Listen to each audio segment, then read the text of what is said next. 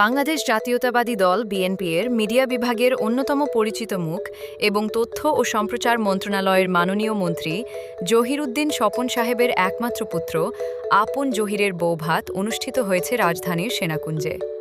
উপঢৌকনের পরিবর্তে শুধুমাত্র অতিথিদের শুভকামনা ও আশীর্বাদ প্রত্যাশা করে আয়োজিত এই জাঁকজমকপূর্ণ অনুষ্ঠানে উপস্থিত ছিলেন মাননীয় প্রধানমন্ত্রী, মন্ত্রিপরিষদের সদস্যবৃন্দ, সংসদ সদস্য, বাহিনী প্রধানগণ এবং সরকারের ঊর্ধ্বতন কর্মকর্তাসহ বিভিন্ন অঙ্গনের বিশিষ্ট ব্যক্তিরা।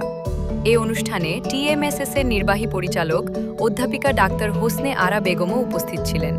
উল্লেখযোগ্য বিষয় হল, তিনি সাধারণত এ ধরনের অনুষ্ঠানে সমৃদ্ধ বা রিচ খাবার এড়িয়ে চলেন।